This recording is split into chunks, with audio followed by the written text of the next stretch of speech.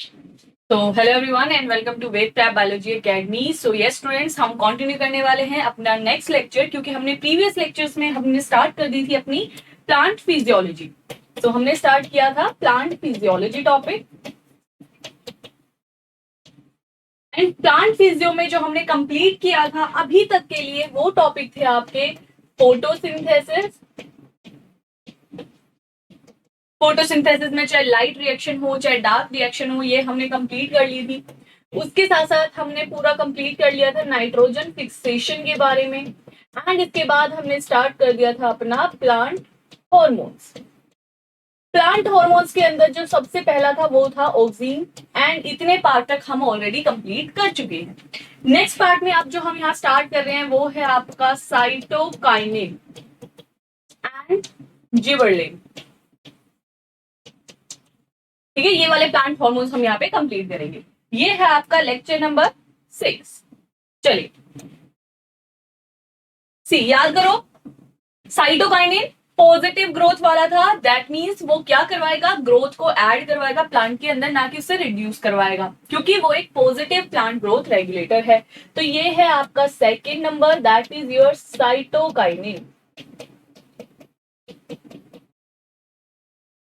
Cytokinin. सो cytokinin क्या है आपका, एक प्लांट ग्रोथ रेगुलेटर। सो क्या है ये बच्चों, ये है आपका प्लांट ग्रोथ रेगुलेटर। ठीक है, और वो भी कैसा, पॉजिटिव प्लांट ग्रोथ रेगुलेटर है ये। पॉजिटिव क्योंकि ये कुछ ना कुछ चीजों को ऐड करवा रहा है, ना कि हटवा रहा है। नेक्स्ट, इट इज डिस्कवर, देखो नाम में वर्ड आ रहा है साइटोकाइनिन। साइटोकाइनिन बोला है, और एक साइटोकाइनेसिस आपने वर्ड सुना होगा जरूर, दैट इज साइटोकाइनेसिस। इसका मतलब होता है सेल का डिवाइड होना। सेल बोले तो सेल के अंदर जो साइटोप्लाज्म है उसका डिवीजन होना। तो अगर एक सेल है और यहाँ पर उसका साइटोप्लाज्म है, और अगर मैं बोल रही हूँ कि ये ऐसे डिवाइड कर रहा है इसका साइटोप्लाज्म, दैट मीन्स दो सेल बन रहे हैं, तो सेल के नंबर्स बढ़ रहे हैं, और ये एक ग्रोथ का ही फैक्टर है। So it is discovered as a factor, it is discovered as a factor which promote cytokinesis और सेल डिवीजन। ठीक है, चलो ठीक है। अब हमें याद करो, लास्ट क्लास में बताया था हमारे पास कौन से ऐसे सेल्स है जहां पर सेल का डिवीजन होता है। We have meristem cells. So cells of meristem region, वो क्या कर सकते हैं, वो सेल डिवीजन शो कर सकते हैं।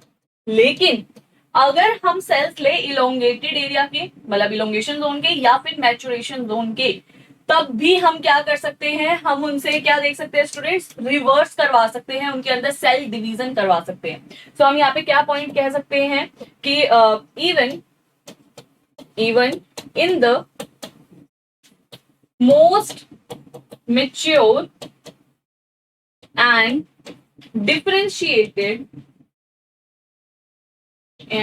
differentiated cells could resume their cell division, वो अपनी सेल डिवीजन फिर से रिज्यूम कर सकते हैं, बिल्कुल, under conditions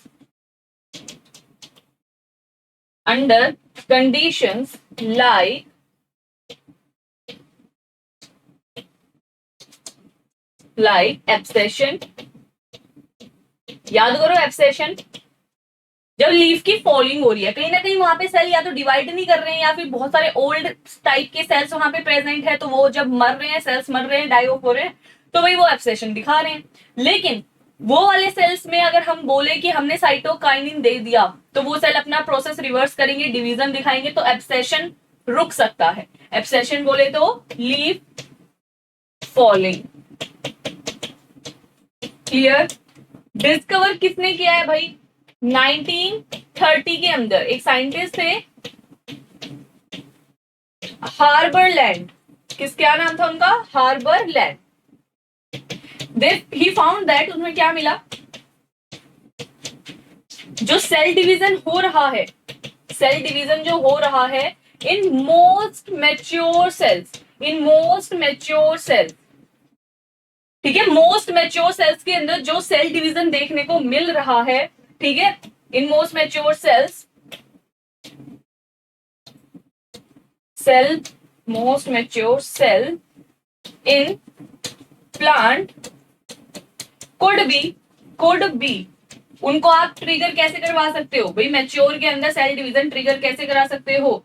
bye a diffusible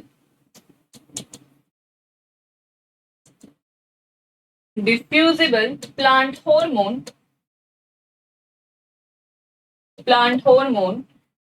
that is cytokinin. तो साइटोकाइनिन क्या कर रहा है भाई? आपका जो मैच्योर सेल्स है उनका भी रिवर्जन करा रहा है, उन्हें भी वापस भेज रहा है अपने प्रीवियस में। तो इसका जो नाम आया है ये बहुत स्पेसिफिक है कि भाई इसके नाम से पता चल रहा है कि ये कल को करने क्या वाला है। सेल डिवीजन सबसे इंपॉर्टेंट काम इसका है। सेल डिवीजन अगर आपने याद करो, मतलब आप याद करोगे तो ऑक्सीन भी सेल डिवीजन करा रहा था, ये भी सेल डिवीजन करवा रहा है, ठीक है। तो ज्यादा इनमें डिफरेंस नहीं है, लेकिन इसका मेन काम क्या है? सेल डिवीजन कराना ही इसका मेन काम है, जो इसका नाम भी जस्टिफाई कर रहा है।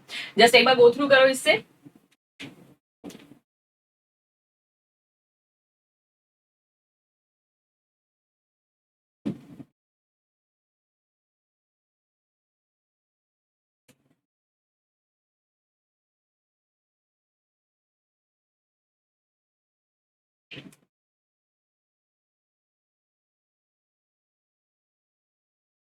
चलिए आगे बढ़ते हैं।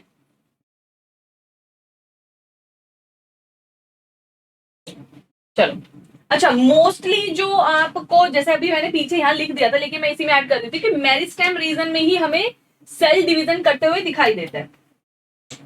सही बात है। और मेरिस्टेम कहाँ मिल रहे हैं आपके? एपिकल पार्ट्स में, जैसे shoot apical meristem, root apical meristem. ये क्या है? ये मेरिस्टेमेटिक जोन है। इंटर कैलोरी भी होता है एक, और एक लेटरल मेरिस्टेम होता है, और एक इंटर कैलोरी भी होता है। तो ये वाले एरिया है जिसमें नेचुरल कंडीशन से ये प्रोसेस सेल डिवीजन का चलता रहता है। नेक्स्ट कुछ एग्जांपल्स लिख लेते हैं इसके, जैसे नेचुरल फॉर्म में कौन है? Natural cytokinin,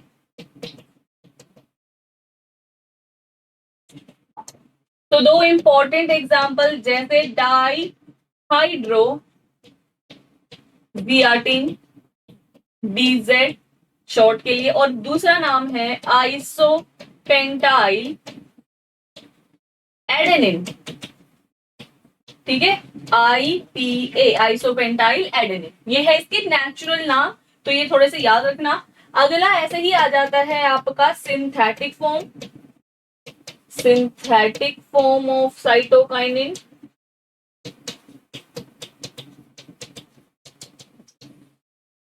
clear. तो जो सिंथेटिक है उसमें आपको एक नाम बिल्कुल अच्छे से याद रखना है, दैट इज बेंजाइल एडेनिन। एक तो ये नाम हुआ, और दूसरा है आपका थाई डाई एज्यूरोन, ठीक है। तो ये दो आपके नाम है इंपॉर्टेंट। ये आपके कुछ एग्जाम्पल्स हैं, क्योंकि कहीं पे भी आपको ये लिखा मिल सकता है, ये लिखा जियाटीन, तो वैसे भी हम आगे पढ़ेंगे, बट उसके अलावा भी बाकी देखने को मिल सकते हैं। साइटोकाइनिन को अगर आप, जैसे हम उसमें देख रहे थे ऑक्सीन के अंदर, याद करने का तरीका कि भी एसिटिक एसिड वर्ड आ रहा है या इंडोल वर्ड बहुत बार आ रहा है, तो ये जब वर्ड आ रहे हैं तो समझ आ जाना चाहिए कि कहीं ना कहीं किसकी बात हो रही है? ऑक्सीन की।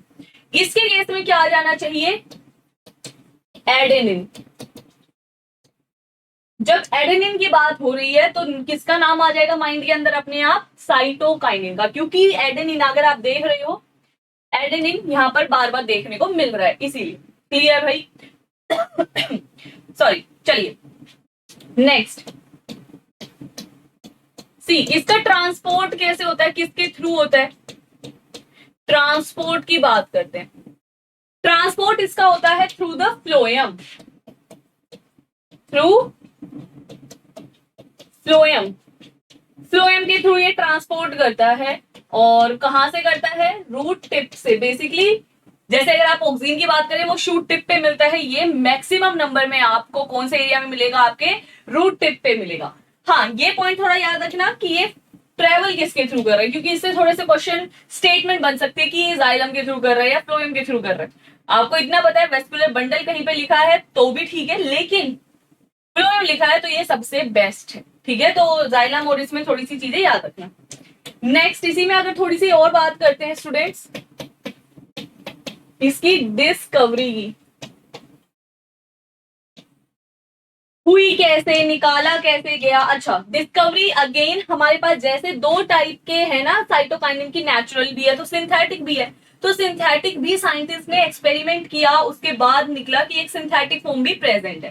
तो डिस्कवरी के अंदर हम यही सब चीजें जानेंगे about synthetic and natural cytokinin. चलो देखो, सिंथेटिक वाला जो था ना वो स्पर्म से निकाला गया था। स्पर्म किसका था? Of the herring fish, herring fish की थी एक, उससे निकाला गया था। नेचुरल वाला जो निकाला गया था वो कहां से निकाला गया है? फ्रॉम द एंडोस्पर्म से। एंडोस्पर्म ऑफ किसका? जिया मेस का, इससे निकाला गया था। ठीक है, तो ये नेचुरल प्लांट में मिल रहा है, ये वाला प्लांट में नहीं मिल रहा, देख रहे हो ना, तो इसीलिए ये आपका सिंथेटिक कहला रहा है। नेक्स्ट देखो, हुआ क्या था पहले उसको समझते हैं। आपके सामने यहाँ पे क्या कर रहे थे? एक एक्सपेरिमेंट किया जा रहा था। सो एक पेट्री प्लेट ली गई,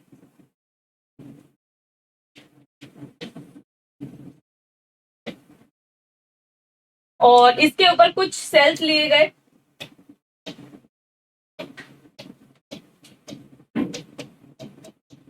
ठीक है, और इनको यहाँ पर किस चीज का ट्रीटमेंट दिया गया? ऑक्सीजन का, सिर्फ और सिर्फ ऑक्सीजन का। और ऑक्सीजन भी याद करो क्या करवाता है? Cell division. लेकिन यहाँ पर क्या देखने को मिला? नो सेल डिवीजन, कोई सेल डिवीजन नहीं हुआ। ऐसे क्यों हुआ, है ना? फिर इन्होंने सोचा कि चलो कुछ मॉडिफिकेशन करते हैं, सिर्फ ऑक्सीजन नहीं देते, उसके साथ साथ कुछ और भी देते हैं। सो अगेन इन्होंने यहाँ पर कुछ सेल्स यहाँ पर ली, और यहां पर अब इन्होंने ट्रीटमेंट के लिए क्या दिया? ऑक्सीजन दिया। प्लस में आपका क्या डाल दिया? Sperm of herring fish. ठीक है, अब स्पर्म भी पूरा थोड़ी डालेंगे, उसमें से कुछ निकाला है, यस, डीएनए, डीएनए लिया था स्पर्म का। और क्या इस चीज में नोटिस किया? अच्छा पहले तो ये समझो रिजल्ट क्या आया, पहले रिजल्ट देख लेते हैं। रिजल्ट देखने को मिला सेल डिवीजन, सेल डिवीजन बहुत अच्छा हुआ है, और साथ साथ हाई लेवल पे ही हुआ है, अमाउंट सेल डिवीजन का ज्यादा ही है। अच्छा, इस डीएनए ऑफ स्पर्म के अंदर, डीएनए के अंदर क्या ऐसा था कि इतना ज्यादा सेल डिवीजन बढ़ गया? और अभी अभी पीछे बताओ, मैंने एडेनिन का नाम लिया था, और डीएनए में एडेनिन होता है। तो यहाँ पे आपको क्या देखने को मिलता है? ये इसलिए ऐसा करवा पाता है क्योंकि इसके अंदर high amount of adenine present है, high amount of adenine present है। क्लियर? यहां पर देखो, अब हम सेल की जब ग्रोथ कराते हैं तो स्टूडेंट, सेल की ग्रोथ के लिए हम मीडिया भी तो लेते हैं ना। तो यहाँ पर हम जो मीडिया लेते हैं वो कौन सा मीडिया इन्होंने लिया था? फिलिप मीडिया लिया था। फिलिप व्हाइट कहते हैं उसे हम, फिलिप व्हाइट मीडिया। ठीक है, फिलिप व्हाइट मीडिया। तो ये कब हुआ? जब हमने ऑक्सीजन के साथ साथ स्पर्म वगैरह डाल दिया। सो देखो, जब ये जो आपका नाम था, ये जो हमने स्पर्म और इससे निकाला, तो इसको, इस वाले साइटोकाइनिन को कुछ नाम दिया गया। वैसे तो ये सिंथेटिक है, सिंथेटिक साइटोकाइनिन है, और इसका नाम है काइनेटीन। क्या नाम है स्टूडेंट? इसका नाम काइनेटीन है। क्या है ये? काइनेटीन है। ठीक है, नेक्स्ट। फिर कहते हैं कि यार ये तो ठीक है, हमने कर तो दिया, लेकिन वो एक नेचुरल फॉर्म नहीं थी। प्लांट नेचुरली थोड़ी स्पर्म के डीएनए को यूज कर रहा होगा, उसने तो कुछ ना कुछ अलग तरीका उसके पास होगा। तो कहते हैं चलो प्लांट के अंदर वैसे ही स्ट्रक्चर वाला कुछ है क्या, तो देखा कि ठीक है करके देखते हैं। तो इन्होंने अगेन यहाँ पर कुछ सेल्स आइसोलेट करके इसके अंदर डाल दिए थे कि देखते हैं डिवीजन होगा या नहीं। और यहाँ पर आपका ऐड किया गया अगेन ऑक्सीन, वो तो होना ही है, लेकिन उसके साथ साथ अभी जैसा मैंने बताया आपको एंडोस्पर्म लिया गया और जियामेज, उसका एंडोस्पर्म से अगेन इन्होंने क्या एक्सट्रैक्ट किया है भाई, एंडोस्पर्म जो था वो यहां पर डाल दिया। और इससे हमें क्या पता चला कि क्या रिजल्ट आएगा, क्या सेल डिवीजन होगा? तो हमें पता चला यस, सेल डिवीजन बहुत अच्छा हुआ। अगेन सेल डिवीजन हुआ और वो भी बहुत अच्छा, ज्यादा हुआ। ऊपर के एरो का मतलब है ज्यादा होना, हो गया। इस एंडोस्पर्म में क्या था, जैसे इससे पहले वाले को हमने बोला वो तो सिंथेटिक था, तो ये कैसा था आपका? Natural cytokinin. ये तो नेचुरल साइटोकाइनिन है। ओके, ये नेचुरल है, इसका नाम क्या है? इसका नाम है जियाटीन। क्या नाम है इसका? जियाटीन। तो अभी पीछे नेचुरल में लिखा है ना हमने जियाटीन, वही है। इससे रिलेटेड एक और इंपॉर्टेंट पॉइंट जरूर लिख लेना कि जो जियाटीन है स्टूडेंट्स, ये सबसे ज्यादा कॉमन एंड abundant साइटोकाइनिन है। Most common and most abundant cytokinin कौन है आपका? आपका आंसर होगा zeatin. Kinetin is your artificial form, not your synthetic form. Clear भाई? नेक्स्ट आगे बढ़ जाते हैं। ठीक है, अब जो आपका जियाटीन है, मतलब हम ड्रॉ करके ही देख लेते हैं यहां पर। जो जियाटीन है उसका स्ट्रक्चर कैसा होता है?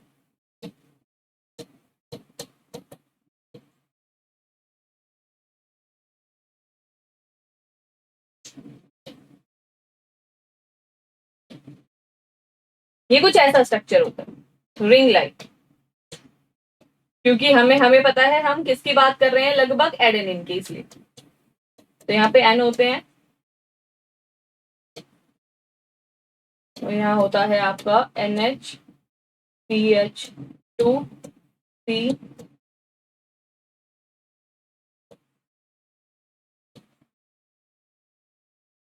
ठीक है, देखो यहाँ पर ये स्ट्रक्चर है जियाटीन का। अगर आप इसको देखते हो और इसको देखते हो, if they are on the same side, अगर वो एक ही तरफ है, तो इस फॉर्म को हम इसकी सिस जियाटीन कह देते हैं। क्या कह देते हैं इसको हम? सिस जियाटीन। सेम सेम अगर मैं इसको ऑपोजिट कर दूं,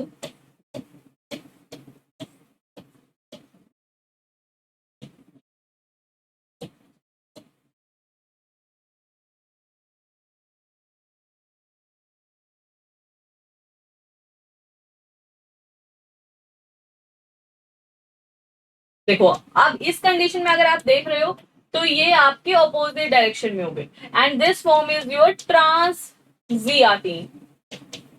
एंड जो आपका ट्रांस जियाटीन है स्टूडेंट्स, ये होती है active form. Again most active form हम इसे कहेंगे। ठीक है, और जो सिस होती है ये होती है इनएक्टिव, ये होती है इनएक्टिव। क्लियर? नेक्स्ट, ये था जियाटीन के दो फॉर्म्स। वैसे ही हमारे पास कौन है? काइनेटीन है। काइनेटीन का स्ट्रक्चर अगर हम देखें, अगेन बेस तो सेम ही है क्योंकि एडेनिन की बात हो रही है।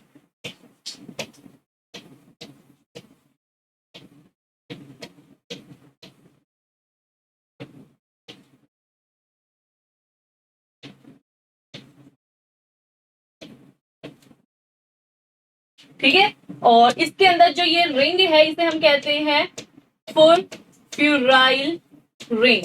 क्या कहते हैं? फुरफ्यूराइल रिंग। ठीक है, तो हम इसका पूरा नाम कैसे लिखते हैं काइनेटीन का? 6 फुरफ्यूराइल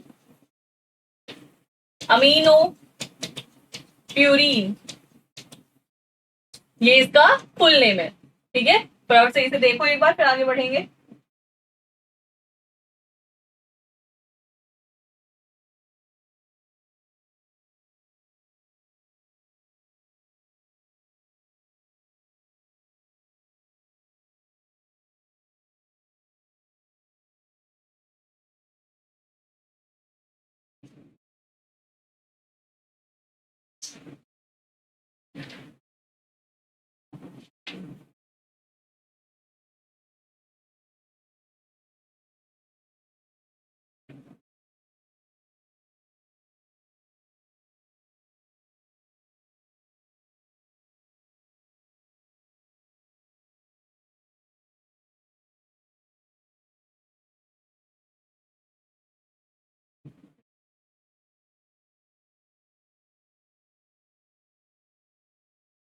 चलिए आगे बढ़ते हैं। अब हम देख रहे हैं साइटोकाइनिन का बायोसिंथेसिस वाला पाथवे कि उसका बायोसिंथेसिस होता कैसे है। तो बायोसिंथेसिस ऑफ साइटोकाइनिन, ठीक है, इसका बायोसिंथेसिस।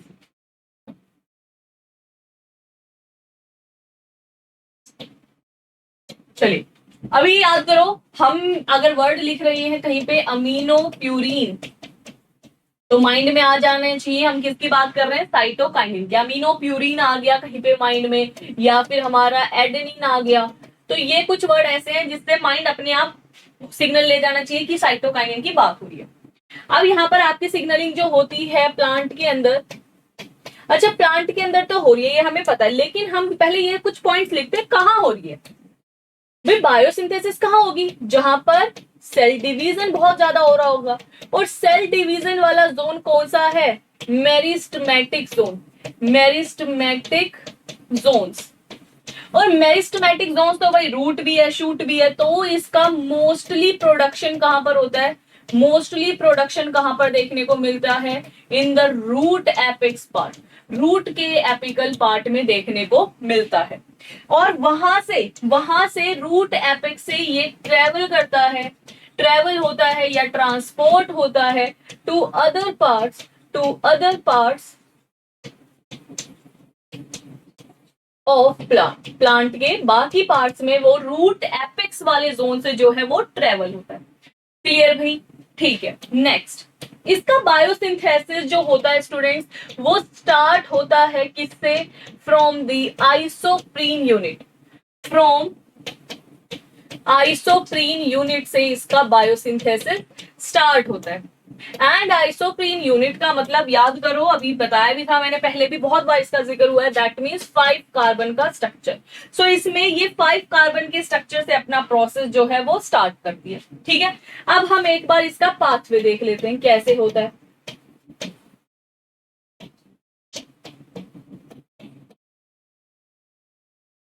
ठीक है, इसके अंदर सबसे पहले एडीपी, एडिनोसिन डाइफॉस्फेट, या फिर अगर एडीपी नहीं है एटीपी है तो वो भी यूज हो सकता है, दोनों में से कोई भी यूज हो सकता है। वो जुड़ते किसके साथ हैं, I P P, that is your isopentyl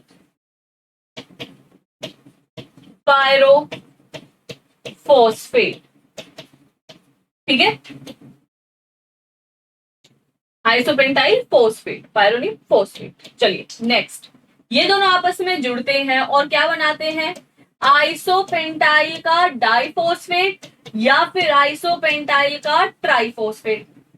समझ आया, हमने यहाँ पे क्या कहा, आइसोपेंटाइल एक स्ट्रक्चर है, उसके ऊपर फॉस्फेट मतलब एक फॉस्फेट लगा हुआ है, तो एक रिंग है इसके ऊपर एक फॉस्फेट लगा हुआ है। अब अगर ये यहां से 2 फॉस्फेट इसके ऊपर अटैच कर रहा है, ठीक है, 2 फॉस्फेट दे रहा है, डाइफॉस्फेट, अगर तीन वाला फॉस्फेट से आ रहा है तो ट्राइफॉस्फेट इसका नाम हम बना देंगे। अब आइसोपेंटाइल से जो स्ट्रक्चर है वो कन्वर्ट होता है किसके अंदर, भाई नेचुरल फॉर्म जियाटीन, सो इसका नाम हो जाएगा जियाटीन का डाइफॉस्फेट या फिर जियाटीन का ट्राइफॉस्फेट, जियाटीन का डाइफॉस्फेट या ट्राइफॉस्फेट। और डाई और ट्राई के बाद ये कन्वर्ट होता है जियाटीन का मोनोफॉस्फेट वाला फॉर्म, जियाटीन का मोनोफॉस्फेट वाला फॉर्म। नेक्स्ट स्टेप में क्या होता है, ये जो आपका जियाटीन है स्टूडेंट्स, ये अटैच होता है विद, ये बाइंड होता है विद राइबोसाइड के साथ। जियाटीन किसके साथ जुड़ता है, अब आपका राइबोसाइड के साथ जुड़ता है, और यहाँ पे जो अब आपका स्ट्रक्चर बनता है उसे हम कह रहे हैं नॉर्मल जियाटीन। जियाटीन मोनोफॉस्फेट था, राइबोसाइड के साथ जुड़ा और स्ट्रक्चर बन गया जियाटीन, और वो भी कैसा फॉर्म, ट्रांसफॉर्म। क्यों, क्योंकि वही कैसी फॉर्म है, वही एक्टिव फॉर्म है। तो ये आपका पूरा प्रोसेस था बायोसिंथेसिस का। एक बार गो थ्रू करिए, फिर आगे बढ़ेंगे।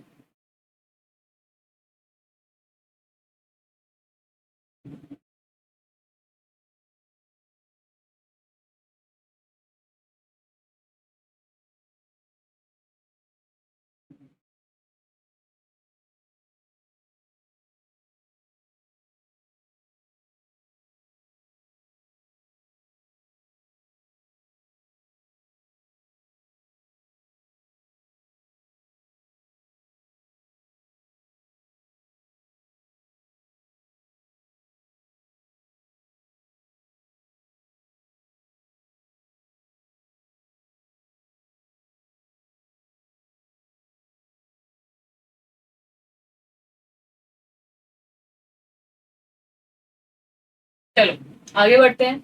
जो हमारा साइटोकाइनिन होता है स्टूडेंट, साइटोकाइनिन वो आपका, उसकी अब हम सिग्नलिंग की बात कर रहे हैं। पहले तो लिख लेती हूं मैं कि अब हम कर रहे हैं साइटोकाइनिन की सिग्नलिंग।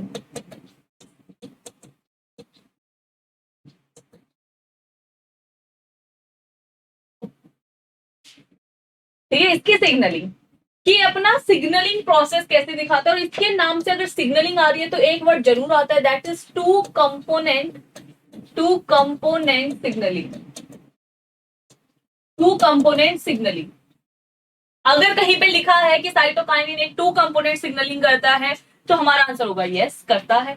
तो यहाँ पर यस ये ट्रू है, और इस पॉइंट को इसलिए याद रखना है क्योंकि ऐसे वर्ड्स के साथ जानबूझ के यूज किया जाता है। ठीक है, तो इसको थोड़ा सा पॉइंट याद रखना साइटोकाइनिन की सिग्नलिंग में। नेक्स्ट, इसके अंदर बेटा आपको क्या देखने को मिलते हैं, कुछ यहाँ पर पहले नंबर, पहले क्योंकि दो कंपोनेंट, क्यों, पहला कंपोनेंट है जो सेंसरी काइनेज की तरह काम करेगा, दूसरा जो होता है वो क्या होता है, रिस्पॉन्स रेगुलेटर।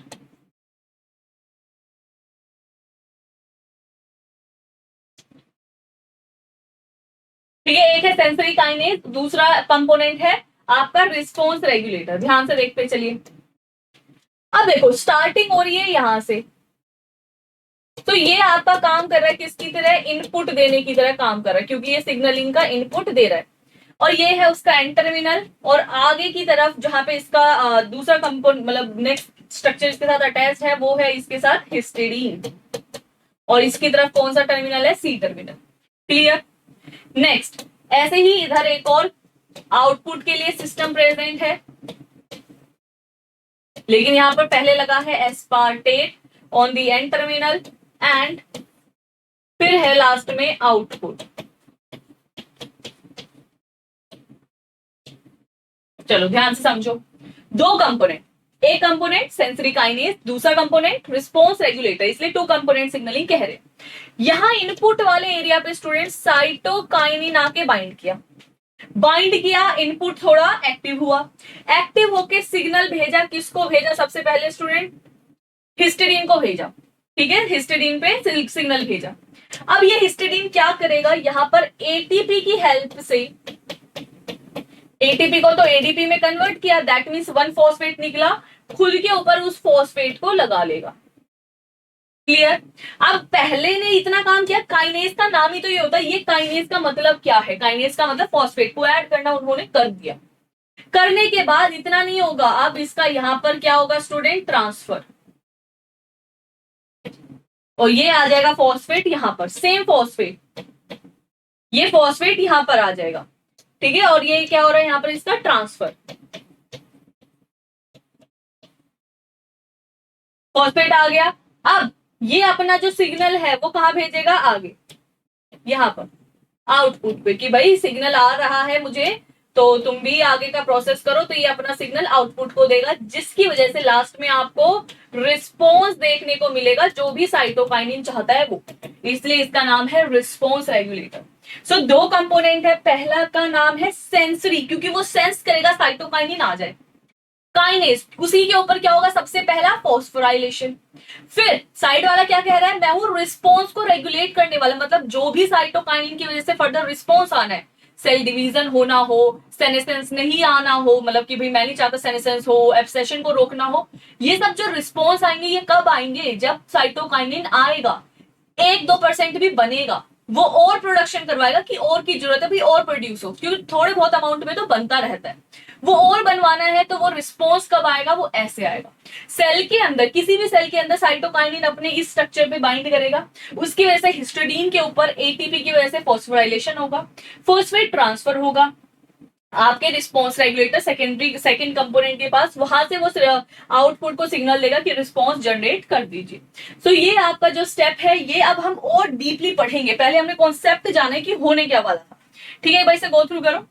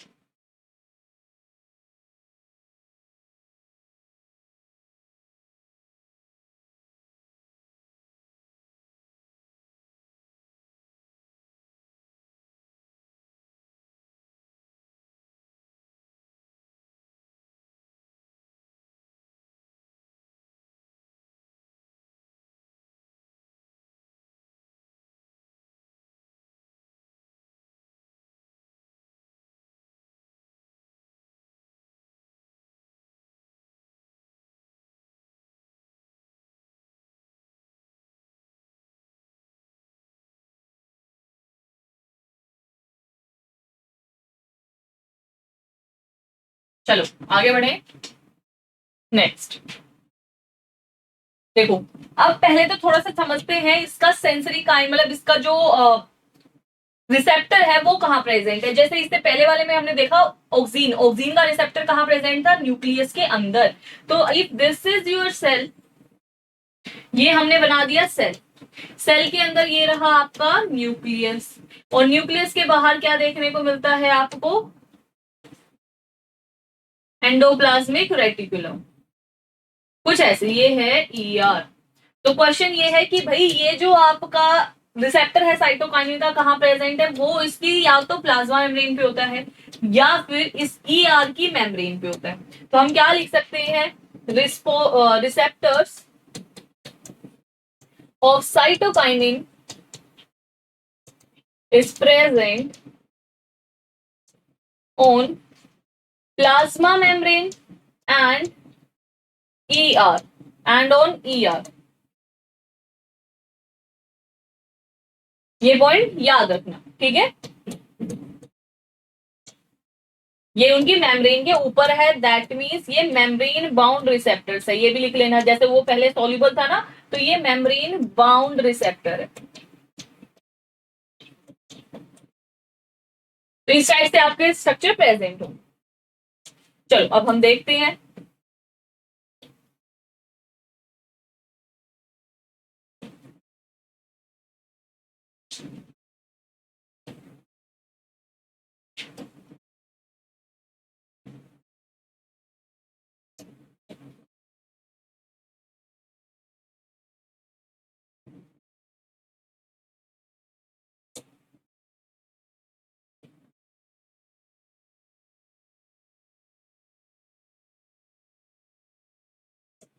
ठीक है, ये मैंने क्या बनाया, ये है आपका न्यूक्लियस, और ईआर इसके बाहर ही होता है तो ईआर बना देते हैं।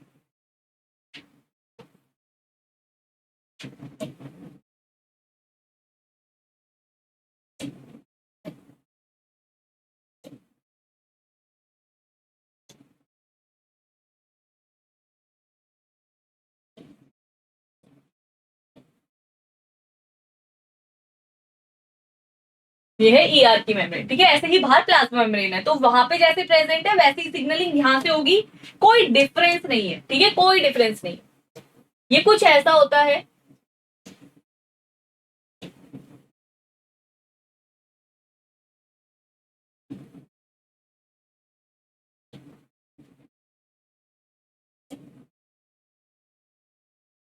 इसका जो ये वाला पार्ट है जिससे आके साइटोकाइनिन बाइंड करेगा, उस पार्ट को हम कहते हैं चेज डोमेन। क्या कहते हैं स्टूडेंट्स? Chase domain. तो कहीं पे भी वर्ड आ रहा है चेज डोमेन तो माइंड में स्ट्राइक करना है क्या कि ये तो साइटोकाइनिन है। ठीक है, तो चेज डोमेन, चेज डोमेन जो स्टूडेंट्स वर्क करता है वो वर्क करता है at the pH dependent manner. मतलब इसे पीएच पे डिपेंड होता है ये, अगर पीएच बदल वगैरह रहे तो ये थोड़ा सा काम करना बंद कर देगा, तो पीएच इसका होना चाहिए। ठीक है, अब हमने क्या कहा, यहां पर आगे कौन बाइंड कर रहा है स्टूडेंट? साइटोकाइनिन। ये है क्या? Receptor. This is your receptor. अब जो आपका रिसेप्टर होता है वो आप उसका नाम क्या है? या तो हो सकता है AHK2 या फिर 3, या हो सकता है CRE1। ये इसके कुछ नाम है। AHK का मतलब क्या होता है? Arabidopsis hybrid K for kinase. ठीक है, हाइब्रिड काइनेज, तो ये था इसका मतलब। नेक्स्ट, सबसे पहला जो यहाँ पर पार्ट होता है उस पे H मतलब हिस्टिडीन। मैं यहां लिख देती हूँ H क्या डिनोट कर रहा है? हिस्टिडीन को।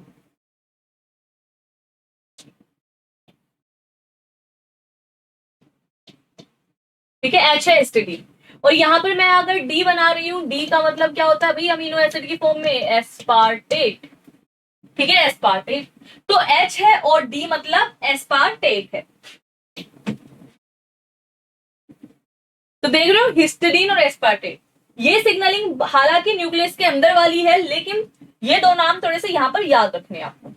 ठीक है, तो ये कुछ ऐसा होता है। अब सबसे पहले क्या होगा, जैसे ही साइटोकाइनिन बाइंड करेगा वैसे ही हिस्टिडीन के ऊपर क्या हो रहा है? फोस्फोराइलेशन। अगेन ये इसका ऑटोफॉस्फोराइलेशन है। ये कुछ वर्ड्स ऐसे हैं जो आपको याद रखने हैं स्टूडेंट, ये स्टेटमेंट्स में यूज हो सकते हैं। हमने क्या कहा? साइटोकाइनिन बाइंड किया, पहला स्टेप। हिस्टिडीन के ऊपर ऑटोफॉस्फोराइलेशन, अपने आप उसने अपने ऊपर ही फॉस्फोराइलेशन करवा लिया। लेकिन फॉस्फेट इसको कहीं से चाहिए, तो ये फॉस्फेट कहां से लेता है? वही एटीपी वाले से, और एटीपी कन्वर्ट हो जाता है एडीपी में और फॉस्फेट दे देता है हिस्टिडीन को। क्लियर?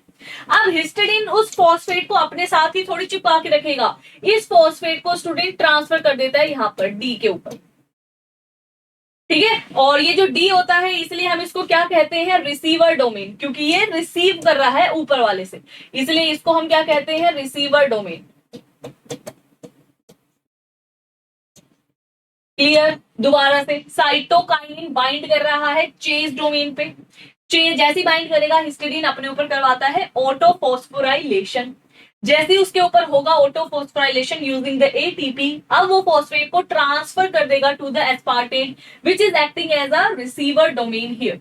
अब ये फॉस्फेट यही नहीं रहेगा, यहां से भी ये फॉस्फेट ट्रेवल करेगा किसके पास? एक साइटोसोलिक प्रोटीन के पास, साइटोसोल में रहने वाले प्रोटीन के पास। ये मैंने क्यों ऐसा लिखा है साइटोसोल में रहने वाले? क्योंकि आपसे एग्जाम में ऐसे स्टेटमेंट बन सकती है उस प्रोटीन का नाम लिख के कि ये प्रोटीन न्यूक्लियस में है या ये प्रोटीन ईआर में है, तो आपको पता होना चाहिए नहीं, ये प्रोटीन आपका कहां पे प्रेजेंट है? ये प्रोटीन आपका प्रेजेंट है साइटोसोल में, तो जिसका नाम है AHP। AHP that is Arabidopsis, histidine, phosphorylase. Arabidopsis यहां लिख देती हूं, Arabidopsis, histidine, phosphorylase.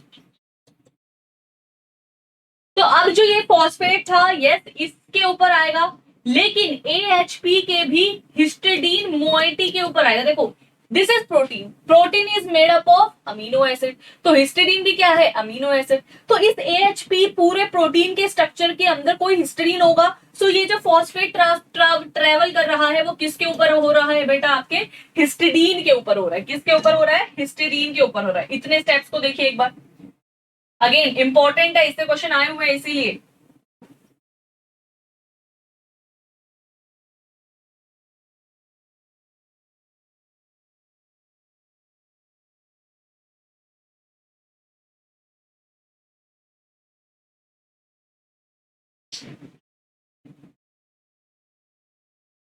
क्लियर. चलो अब जो आपका ये AHP है स्टूडेंट्स, यही आपका क्या है, सेंसरी काइनेज. क्या है ये, सेंसरी काइनेज. याद करो अब 2 कंपोनेंट का पहला कंपोनेंट हमारे पास है. अब ये जो पहला कंपोनेंट है स्टूडेंट्स, यहां पर अब ये ट्रेवल करके कहां जाएगा, न्यूक्लियस के अंदर. तो ये आ गया न्यूक्लियस के अंदर, मैं यहां बना रही हूं, और यहां पर इसका नाम हम बोल रहे हैं, ये है AHP, जिसकी हिस्टिडीन मोइटी के ऊपर क्या प्रेजेंट है, फोस्फेट. क्या प्रेजेंट है यहां पर, फोस्फेट. ठीक है.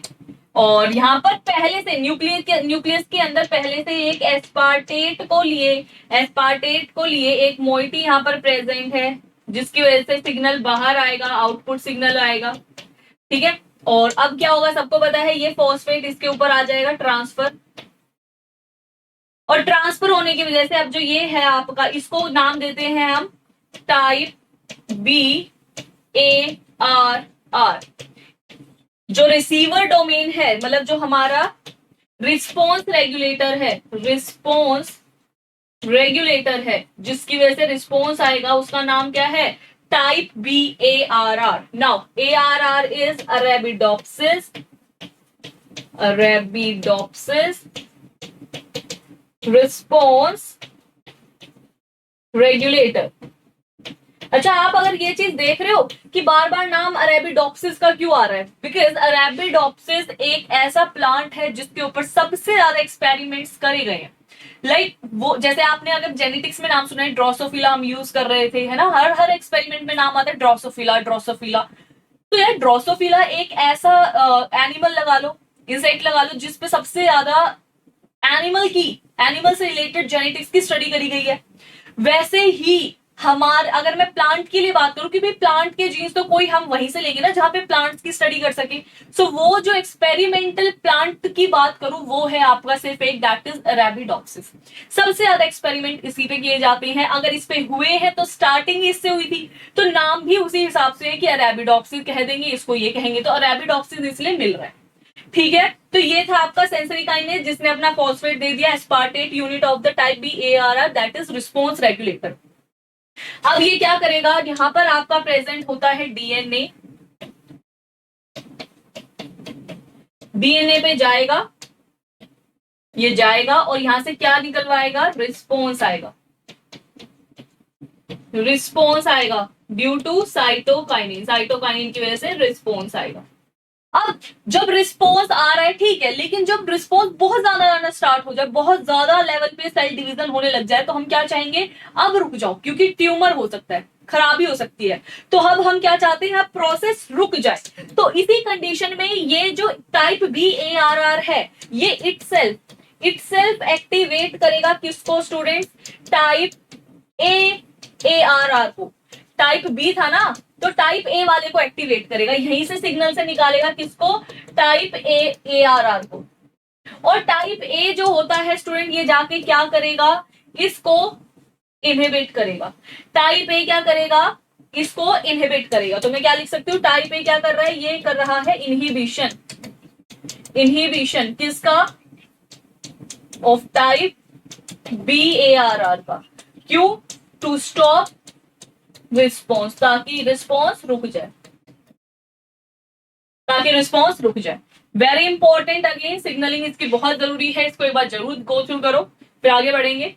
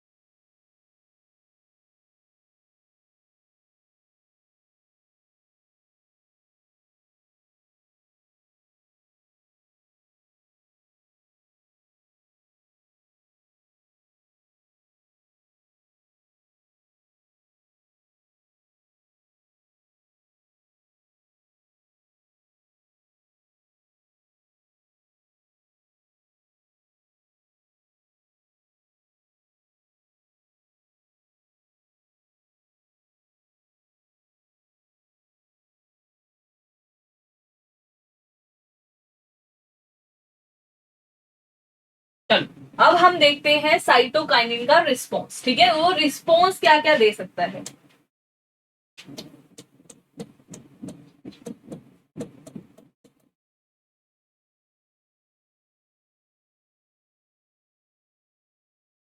हमने ऐसे ही किसके देखे थे सबसे पहले, ऑक्सीन के। वैसे अब हम देख रहे हैं इसका क्या रिस्पॉन्स है। देखो ध्यान से समझेंगे। सबसे पहला हम बोल रहे हैं मोर्फोजेनेसिस।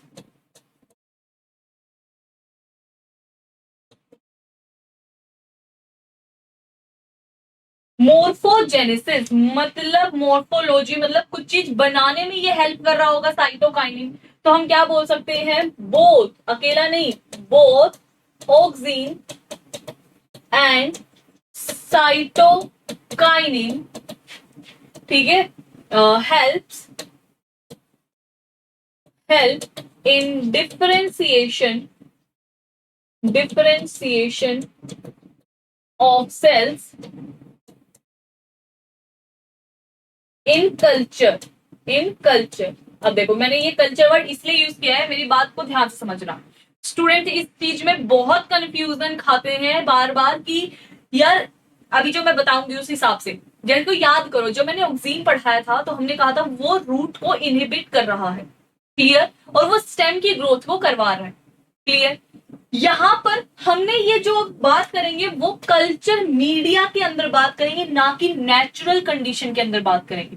जब हम कल्चर मीडिया के अंदर बात कर रहे हैं तो थोड़ी सी पॉइंट्स हमारे ऑपोजिट जाते हैं। जैसे अगर हम इसके अंदर क्या बोल रहे हैं स्टूडेंट्स, फर्स्ट केस ले रहे हैं,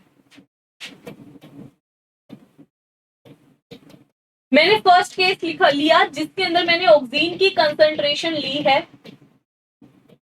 तो ऑक्सीन की जो कंसंट्रेशन है वो मैंने ज्यादा ली है, कि मीडिया के अंदर ऑक्सीन बहुत ज्यादा डाला है, और उसी की कंपैरिजन में जो मेरा साइटोकाइनिन है मैंने उसकी जो कंसंट्रेशन है वो कम ली है। ऑक्सीन के कंपैरिजन में साइटोकाइनिन की कंसंट्रेशन मैंने कम ली है। अब इस रिजल्ट में बन के क्या आने वाला है हम उसकी बात कर रहे हैं। इस रिजल्ट में क्या बनेगा पहले एक साथ ही लिखेंगे। अगला है हमारा केस जिसके अंदर मैं क्या बोल रही हूं, मैंने ऑक्सीन को अब ऑक्सीन की जो कंसंट्रेशन है उसको कम कर दिया, और जो मेरा साइटोकाइनिन है उसकी कंसंट्रेशन बढ़ा दी, मतलब ऊपर वाले केस के ऑपोजिट कर दिया। एंड योर लास्ट केस हम जो यहां ले रहे हैं, इससे बहुत बार क्वेश्चन आया है, बहुत बार, तो थोड़ा सा इसलिए ये चीज ध्यान रखना। और लास्ट जिसमें मैंने बोला जितनी ऑक्सीन की कंसंट्रेशन है, ऑक्सीन की जितनी कंसंट्रेशन है वो बराबर है टू द साइटोकाइनिन की कंसंट्रेशन।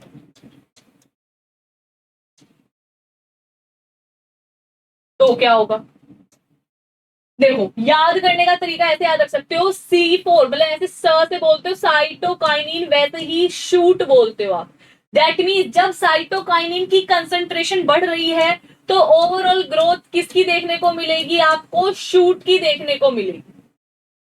और बची हुई क्या है, अब रूट है।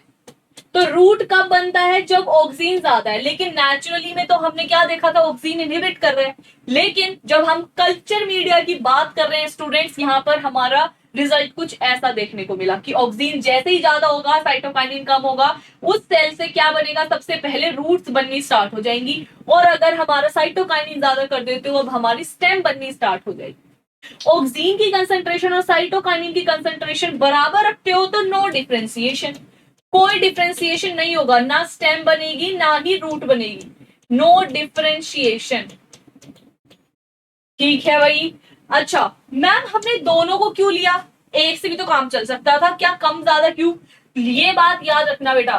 बोथ ऑक्सीन एंड साइटोकाइनिन, दोनों ही, चाहे ऑक्सीन हो चाहे साइटोकाइनिन हो, ये नेसेसरी होती हैं फॉर डिफरेंशिएशन। ठीक है, इन मीडिया में इनका होना जरूरी है। अगर आप इनमें से एक भी गायब करोगे बेटा काम नहीं हो पाएगा। सो इसका होना जरूरी है। जैसे एक बार गो थ्रू करो।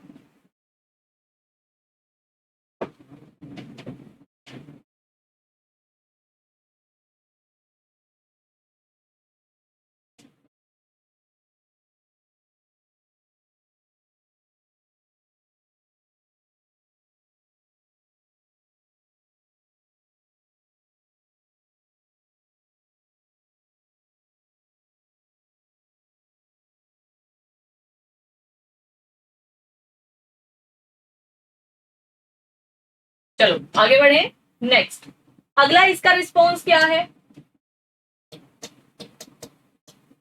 कि ये सीड जर्मिनेशन करवा सकता है, मतलब उसमें हेल्प कर सकता है, क्योंकि जब जर्मिनेट होते हैं तो सेल डिवीजन बहुत ज्यादा होता है, नए नए सेल्स बनते हैं इसीलिए। और जो मेन सीड जर्मिनेशन का काम है उसके लिए जिबरेलिन रिस्पॉन्सिबल है, ये पॉइंट थोड़ा सा याद रखना, क्योंकि अगर आप दो जगह पढ़ रहे हो और उसको साइटोकाइनिन से मैच कर रहे हो तो गड़बड़ हो जाएगी, क्योंकि सीड जर्मिनेशन का मेन काम किसका है, जिबरेलिन का है। वैसे ही ऑक्सीन भी सेल डिवीजन करवाता है, लेकिन अगर मेन काम बोलो सेल डिवीजन का तो आंसर क्या होगा, साइटोकाइनिन होगा। तो इस चीज को थोड़ा सा याद रखना। ठीक है, तो सीड जर्मिनेशन यस ये हेल्प कर सकता है। अगला इसका काम है कि ये क्या कर सकता है स्टूडेंट्स, साइटोकाइनिन इनहिबिट कर सकता है इथाइलिन की सिंथेसिस को, इथाइलिन की सिंथेसिस को साइटोकाइनिन इनहिबिट कर सकता है। क्लियर। और इसी प्रोसेस को हम रिचमेंड इफेक्ट भी कहते हैं, रिचमेंड इफेक्ट भी कहते हैं। नेक्स्ट ये इंपॉर्टेंट है, अगेन फोर्थ वन मैं स्टार भी लगा देती हूं, इंपॉर्टेंट है। क्यों, क्योंकि इसका मतलब ये है कि ये क्या करवाता है, प्रमोट करवाता है लेटरल ब्रांच को। इसका क्या मतलब हुआ, ध्यान से समझेंगे। अगर ये आपका प्लांट है,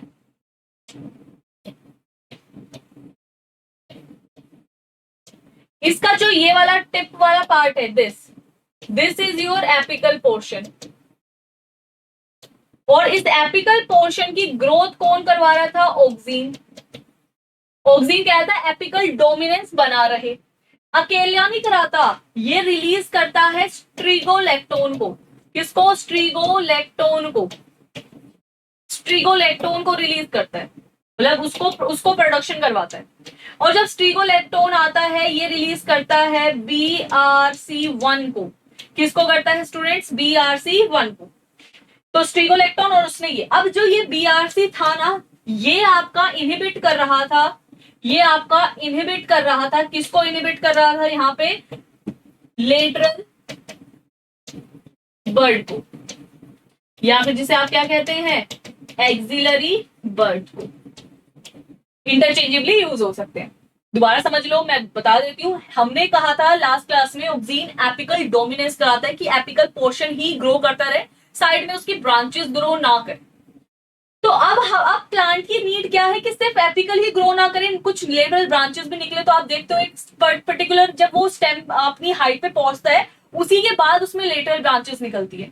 तो उससे पहले तक वहां पे एपिकल डोमिनेंस चला होगा। क्यों? क्योंकि ऑक्सीन ने कहा था, ऑक्सीन करवा रहा था स्ट्रिगोलेक्टोन के साथ, और BRC1 उसने जीन एक्टिवेट करके वहां पर उसने लेटरल बर्ड्स को रोका हुआ था। अब जब प्लांट को लग रहा है कि नहीं यार लेटरल ब्रांच भी होनी चाहिए, तो वो क्या रिलीज करता है? वो रिलीज कर रहा है पहले ही साइटोकाइनिन। ये साइटोकाइनिन क्या करता है? ये इस BRC1 को इनहिबिट करता है।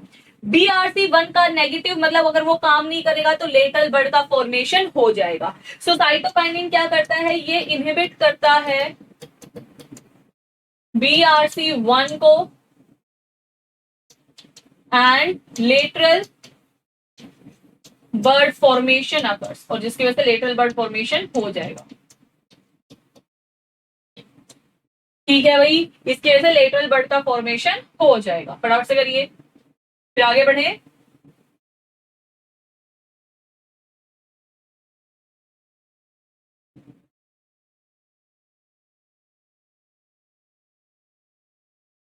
चलो नेक्स्ट, अगला इसका एक इंपॉर्टेंट क्या है कि ये ऑक्सीन के साथ काम कर सकता है। तो ऑक्सीन के साथ इसका एक और रोल है कि ये हेल्प करता है विद ऑक्सीन टू रेगुलेट, ताकि क्या रेगुलेट हो सके? Cell cycle.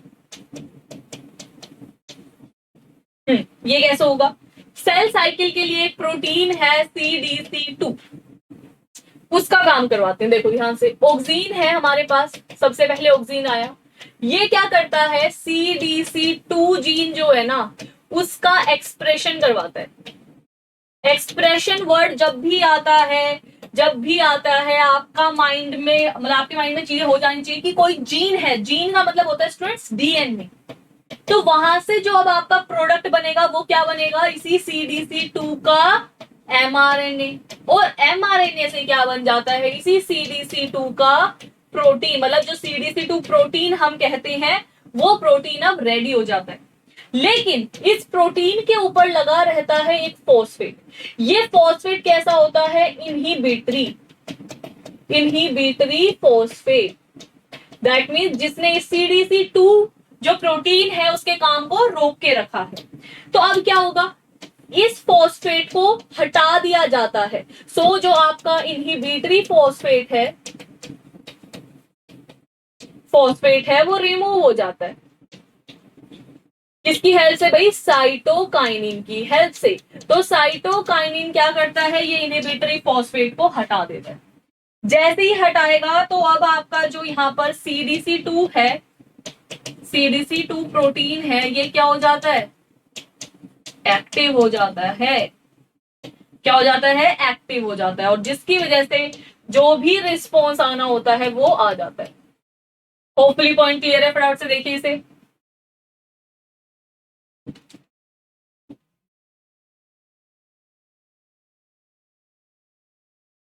यस, सो हमने इंपॉर्टेंट इसके लगभग सारे वो देख लिए हैं। जैसे एक तो वो याद रखना, ऑक्सीन के साथ मिलके कल्चर मीडिया में इसने कैसे हेल्प करी और ये लेटरल बर्ड्स को कैसे ग्रो करवा रहा है।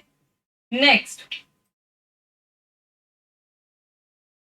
अगला एक इसका इंपॉर्टेंट काम जो होता है वो है सेनेसेंस को रोकना। सो ये क्या करता है? डिले करता है सेनेसेंस को। साइटोकाइनिन डिले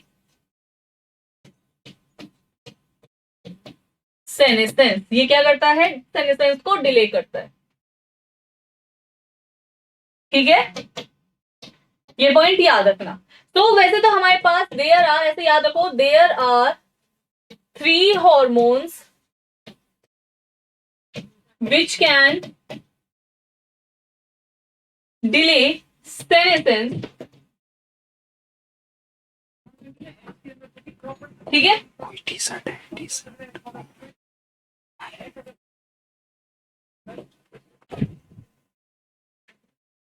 3 हॉर्मोन्स है विच कैन डिले सेनेसेंस, जो सेनेसेंस को क्या कर सकते हैं स्टूडेंट्स, डिले कर सकते हैं। कौन कौन से हैं? सबसे पहला हम बोल रहे हैं ऑक्सीन, क्योंकि वो पॉजिटिव रेगुलेटर है। दूसरा हम बोल रहे हैं साइटोकाइनिन, वो हमने देख ही लिया हेडिंग से। थर्ड हम बोल रहे हैं जिबरलिन।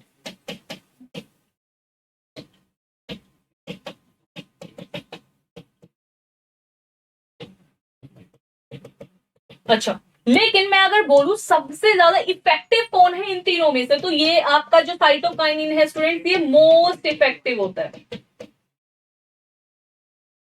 और जो जिबरलिन होता है ये आपका लीस्ट इफेक्टिव होता है सेनेसेंस के लिए, मतलब करवा रहा है, रुकवा रहा है, लेकिन बहुत अच्छा नहीं, सबसे अच्छा साइटोकाइनिन। तो अगर कहीं पे वर्ड आता है सेनेसेंस से रिलेटेड कि कौन है जो सेनेसेंस को रोक रहा है, तीनों अगर वहां पे ऑप्शंस में है तो सबसे पहला चूज किसको करोगे, साइटोकाइनिन को।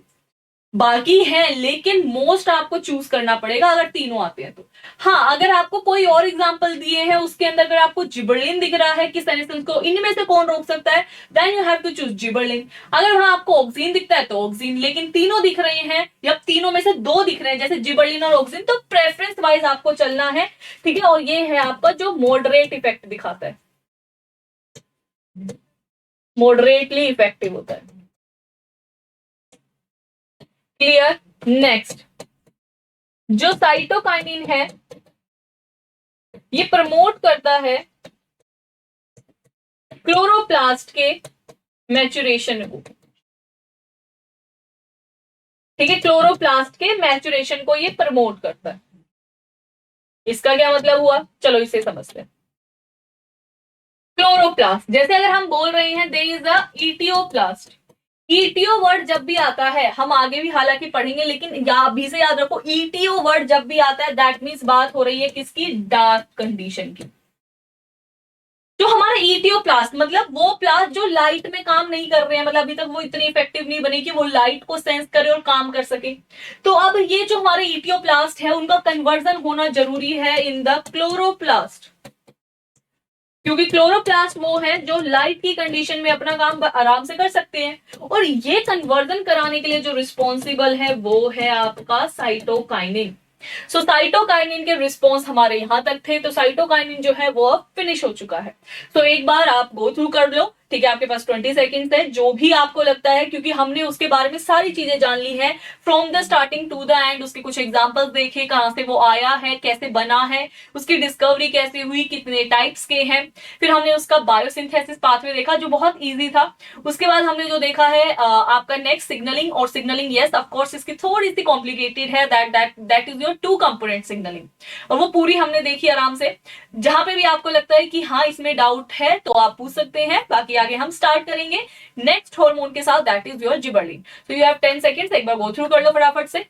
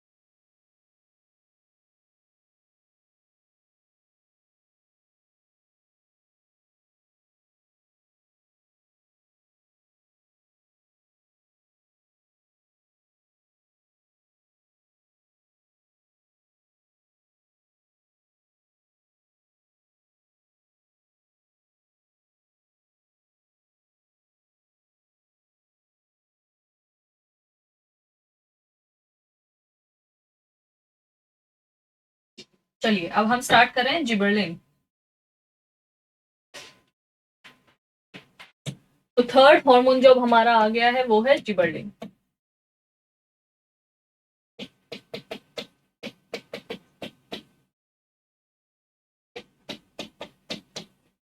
जिबरलिन या फिर जिबरलिन एसिड भी कहीं कहीं पे आप सुनते हैं, जिबरलिक एसिड। ठीक है, तो बात सेम है। इसको रिप्रेजेंट करेंगे शॉर्ट में अगर करना है तो GA से, मैं कहीं लिखूंगी तो आपको समझ जाना। जिबरलिन की बात करते हैं स्टूडेंट्स, तो ये आपका एक डाई टर्पीन यूनिट है। टर्पीन हालांकि आप सेकेंडरी मेटाबोलाइट्स में पढ़ेंगे, लेकिन याद रखना ये डाई टर्पीन यूनिट है जो आपका 19 कार्बन या फिर 20 कार्बन का हो सकता है। क्लियर? ये भी आपका जो है ड्राइव्ड होता है किससे, याद करो, सबसे पहले बताया था derived from isoprene unit. 5 carbon की उस यूनिट से ये स्टार्ट हुआ है। ठीक है, नेक्स्ट इसके अंदर क्या देखने को मिलता है आपको जिबरलिन के, कि जो जिबरलिन है ये डिस्कवर हुआ था, डिस्कवर्ड बाय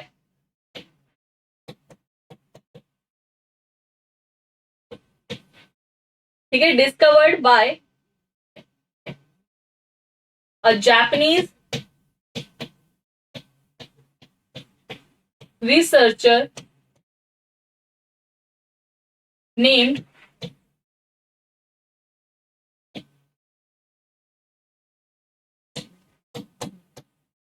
कुरोसावा।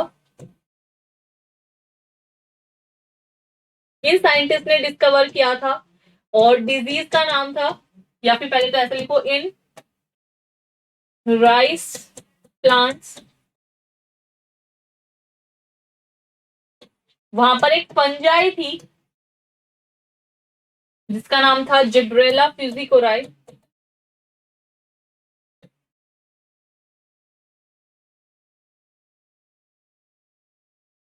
फ्यूजिकोराई, ये जो डिजीज थी इसने राइस के अंदर कॉज करी थी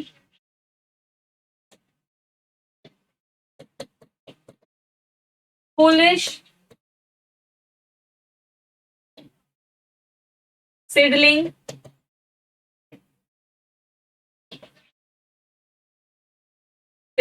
डिजीज, या फिर इसी को हम क्या कहते हैं, बेकन्स डिजीज। तो ये पॉइंट थोड़े से याद रखना। ठीक है,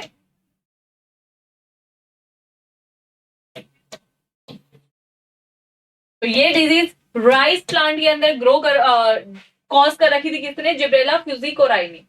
जिस कंडीशन में क्या हो गया था आपका, एक्सट्रीम टॉल प्लांट्स हो गए थे, बहुत बड़े बड़े प्लांट्स हो गए थे, और जिसकी वजह से क्या देखने को मिला था, जो हमारा सीड जर्मिनेशन है ना वो नहीं हो पा रहा था, सीड जर्मिनेशन इनहिबिट हो गया था।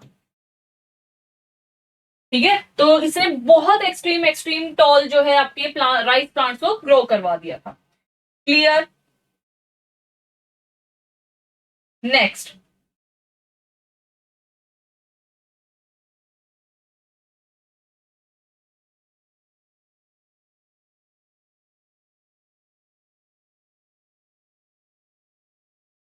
चलो, अब हमने कहा है कि ये आपका 19 कार्बन या फिर आपका 20 कार्बन का हो सकता है।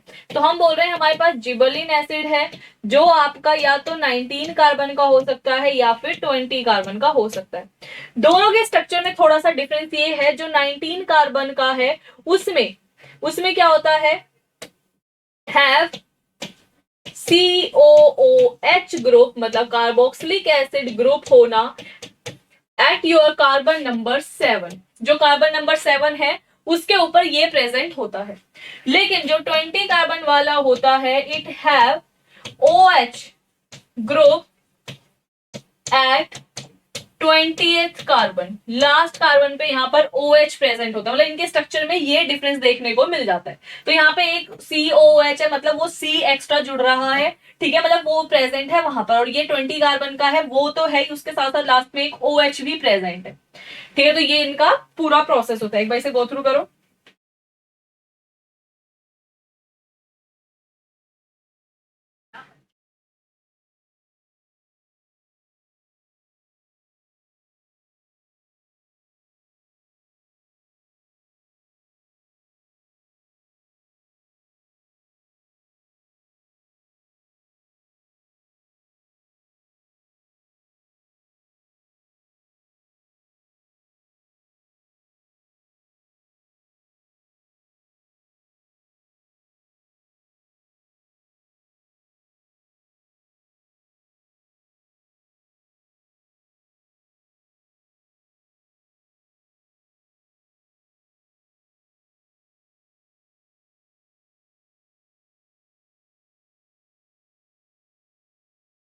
चलो आगे बढ़े। अब हम देख रहे हैं बायोसिंथेटिक पाथवे इसका। ठीक है, बायोसिंथेटिक पाथवे।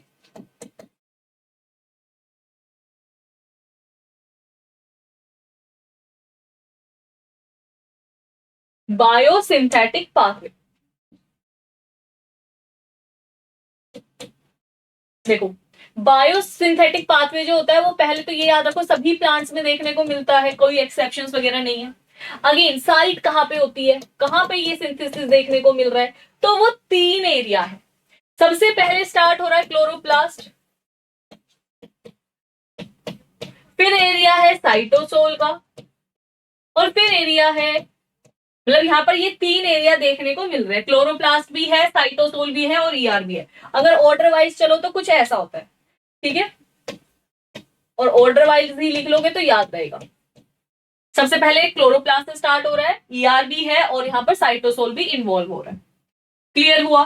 थोड़ा सा अगर हम इसकी बात करते हैं कि ये बनना कैसे स्टार्ट हुआ, हालांकि हम ये प्रोसेस आगे पढ़ेंगे, क्योंकि याद करो अभी पीछे मैंने क्या बताया कि ये आपका डाइट्रपीन है। ट्रपीन मतलब एक सेकेंडरी मेटाबोलाइट।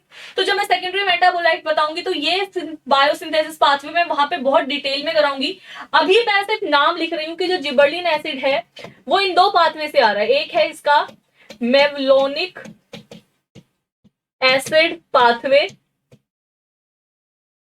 और एक होता है वैसा ही ऑल्टरनेट एमईपी पाथवे। ये 2 पाथवे हैं।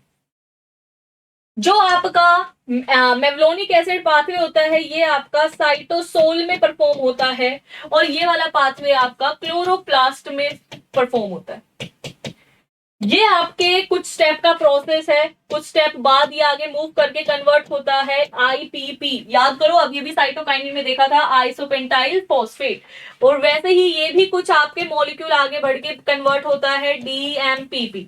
हालांकि मैं अगेन बोल रही हूँ बेटा ये चीजें हमें उस वाले सेकेंडरी मेटाबोलाइट में बहुत डिटेल में करनी है। ये दोनों ही स्ट्रक्चर एक दूसरे में इंटरकन्वर्टेबल होते हैं, और ये आपके मिलकर मिलकर बनाते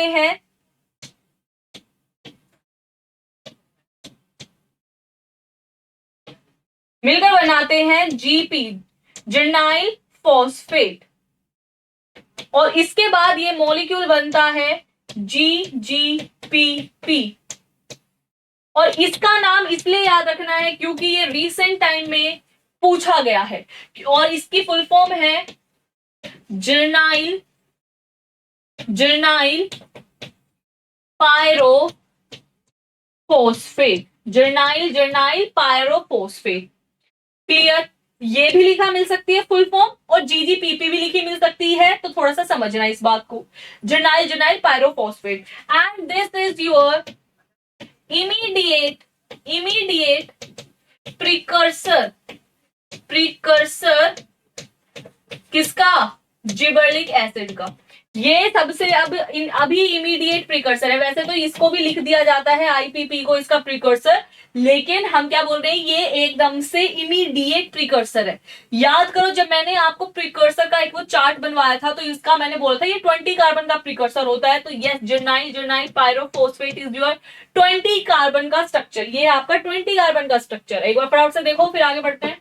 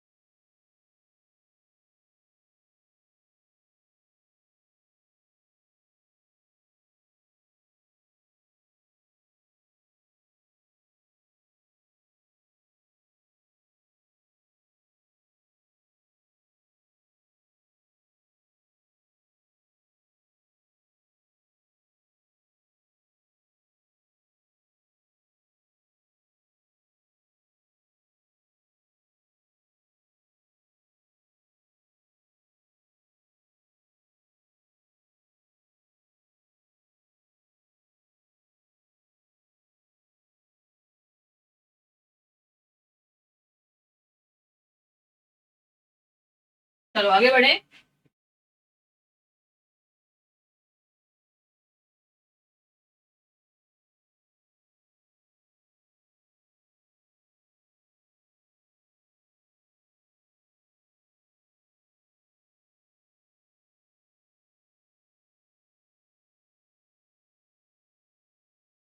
अब हमारा क्या बना, जर्नाइल जर्नाइल पायरोफॉस्फेट। तो इससे हम आगे बढ़ रहे हैं अब। जर्नाइल जर्नाइल पायरोफॉस्फेट।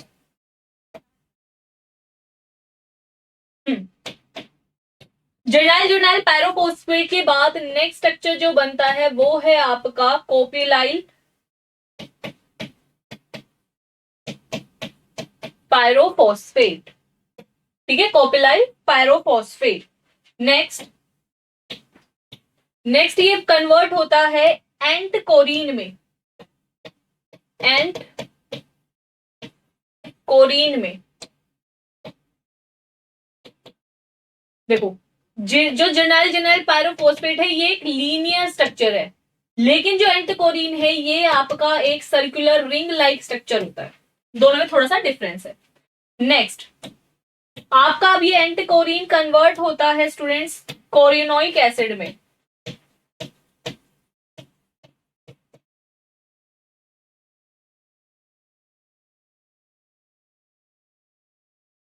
ठीक है, कोरिनोइक एसिड में ये कन्वर्ट होता है। उसके बाद ये कन्वर्ट होता है आगे ग्लिसरॉल्डेहाइड 12 7 एल्डेहाइड। चलो इस पॉइंट को समझते हैं, ध्यान से समझेंगे। जो आपका बेसिकली एंटकोरीन से नीचे का ये वाला पाथवे है ये आपका एंडोप्लाज्मिक रेटिकुलम में हो रहा है। पहले तो ये वाला पॉइंट याद रखना। अगली चीज, ये एक चीज याद रखो बेटा, जो हमारे जिबर्लिन एसिड है टिल नाउ कितने हैं, मोर देन 100 है।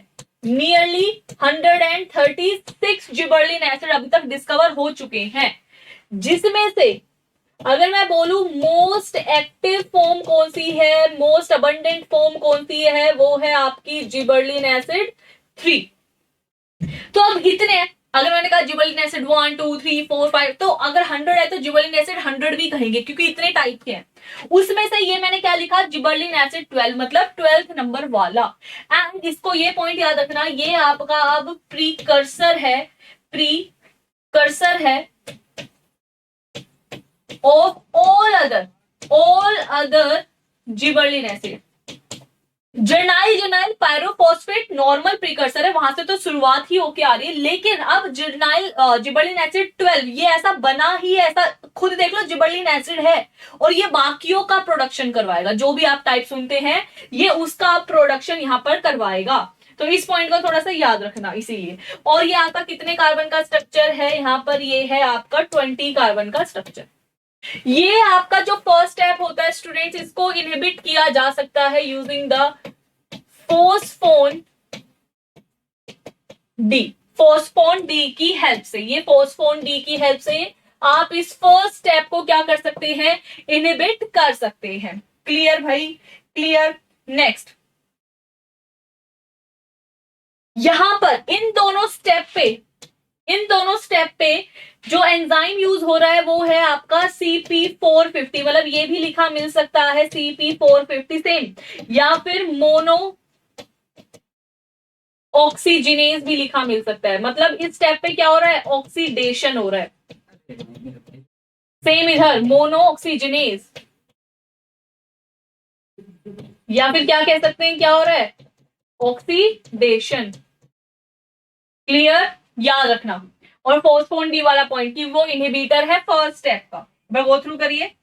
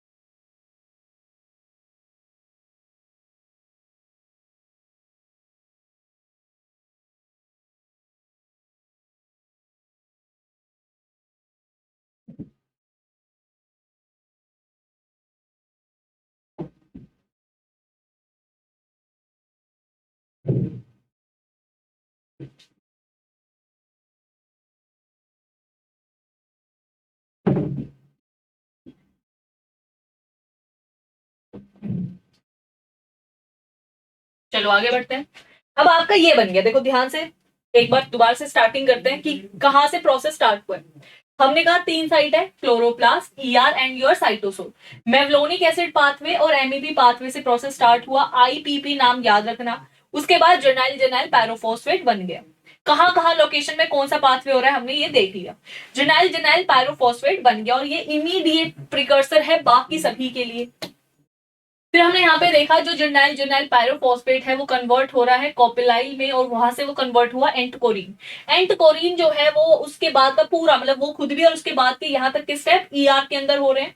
एंटकोरिन के बाद क्यूरिनोइक एसिड और उसके बाद जिबरलिन एसिड 12, क्योंकि वो प्रिकर्सर है बाकी सभी जिबरलिन एसिड्स का। सो अब हम इसके बाद का जो प्रोसेस है वो पूरा पहले से ही याद रखो कहां पर हो रहा है भाई, साइटोसोल के अंदर। और स्टार्टिंग किससे हुई है, जिबरलिन एसिड 12 7 एल्डिहाइड।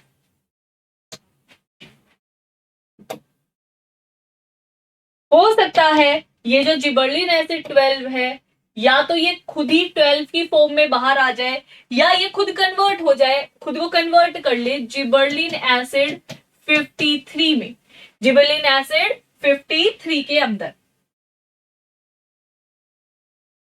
नेक्स्ट या फिर ये कन्वर्ट हो जाए जिबरलिन एसिड 15 के अंदर। ठीक है, या तो 53 में हो जाए या फिर 15 में हो जाए। इसके बाद ये वाला मॉलिक्यूल फर्दर आगे बढ़ेगा और फॉर्म करेगा जिबरलिन एसिड 24 को। हमने कहा ना वही से सब कुछ स्टार्ट हो रहा है। और ये आपका कन्वर्ट होगा जिबरलिन एसिड 65 में। नेक्स्ट ये आपका कन्वर्ट होगा आगे जिबरलिन एसिड 19 में। और अब इसके बाद का जो भी प्रोसेस होगा, क्योंकि ये सब के सब अभी कितने कार्बन के होते हैं, सारे के सारे 20 कार्बन के हैं। इसके बाद का जो भी अब हम देखेंगे वो लगभग 19 कार्बन के। इधर की तरफ से जो मॉलिक्यूल बनेगा वो है जिबरलिन एसिड 9 और इधर से जो बनता है वो है जिबरलिन एसिड 20। अभी ये एक्टिव नहीं है, अगेन 19 है बट एक्टिव नहीं है। अब ये एक्टिव फॉर्म में कन्वर्ट होता है, दैट इज जिबरलिन एसिड 4 में। ये एक्टिव है।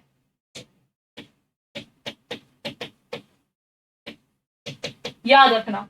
और ये जो है आपका कन्वर्ट होता है जिबरलिन एसिड 1 में। ये भी आपका एक्टिव है। ठीक है, ये भी आपका कैसा है, एक्टिव है। ये जो आपका 20 है, ये आपका 20 ये कन्वर्ट हो सकता है जिबरलिन एसिड 5 के अंदर। अगेन इसको भी तो एक्टिव फॉर्म में कन्वर्ट होना है, तो ये आपका बनाता है जिबरलिन एसिड 3। सो इनमें से एक्टिव कौन कौन से हो गए भाई हमारे पास, 1 हो गया, 3 हो गया, 4 हो गया। ठीक है, तो ये पॉइंट याद रखना। इतने 19 के हैं कार्बन वाले, नीचे वाले और ऊपर वाले 20 कार्बन के, तो 20 तो है ही नहीं एक्टिव।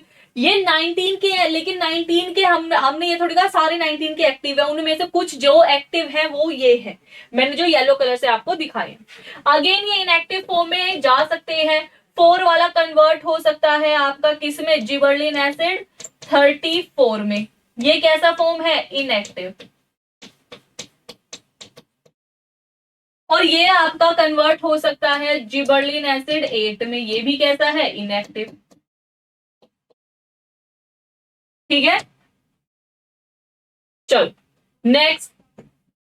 यहां पर कुछ एंजाइम यूज हुए हैं, जैसे जिबरलिन एसिड 3 ऑक्सीडेज या फिर जिबरलिन एसिड 20 ऑक्सीडेज या फिर जिबरलिन एसिड 2 ऑक्सीडेज। सो इन कुछ एंजाइम का यहां पर हमें यूज देखने को मिलता है। पहले इनका यूज समझते हैं फिर हम आगे बढ़ेंगे। जैसे अगर हमने बोला जिबरलिन एसिड 2 ऑक्सीडेज का क्या काम है, या और इस पे पता है स्टेटमेंट आती है तो थोड़ा सा याद रखना, या फिर जिबरलिन एसिड 3 ऑक्सीडेज का क्या काम है, या फिर जिबरलिन एसिड 20 ऑक्सीडेज का क्या काम है। जो हमारा 2 ऑक्सीडेज होता है, 2 ऑक्सीडेज पहले तो 20 का लिखो क्योंकि हम समझते जाएंगे। ये क्या करता है, आपका इन्वॉल्व होता है, इन्वॉल्व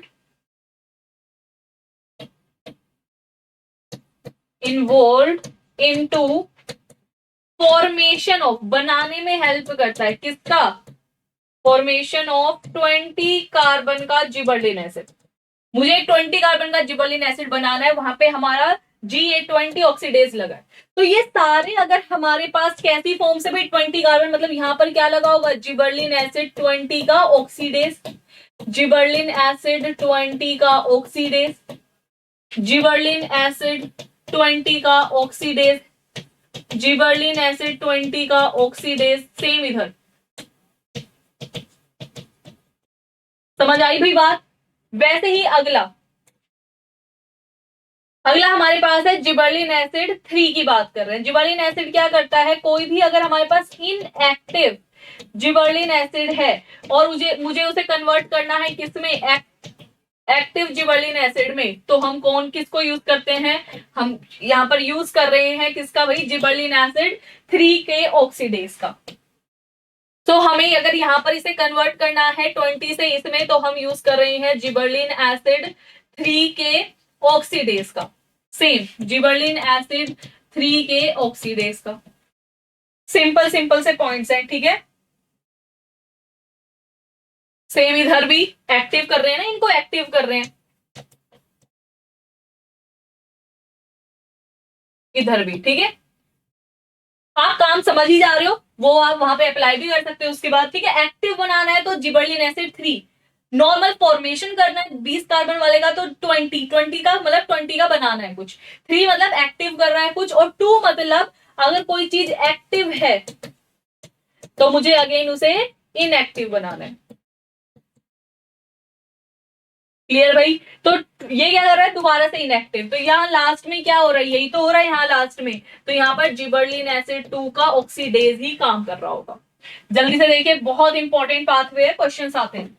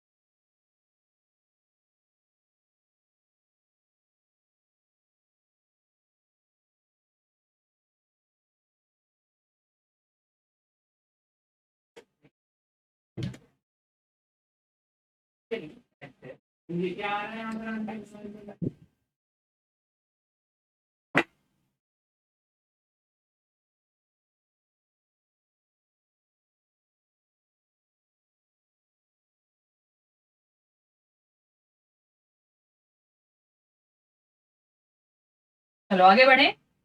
ये था बायोसिंथेसिस। अब हम यहाँ पर क्या देखने वाले हैं, इसकी सिग्नलिंग।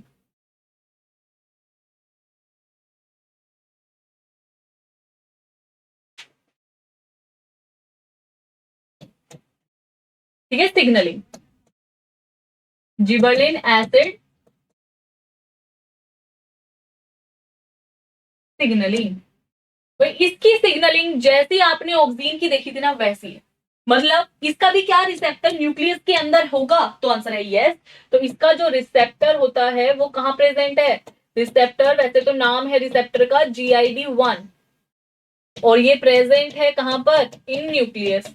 दैट मीन्स क्या इसके रिसेप्टर को भी हम बोल सकते हैं कि ये सोल्यूबल रिसेप्टर है, तो आंसर होगा यस, ये सोल्यूबल है।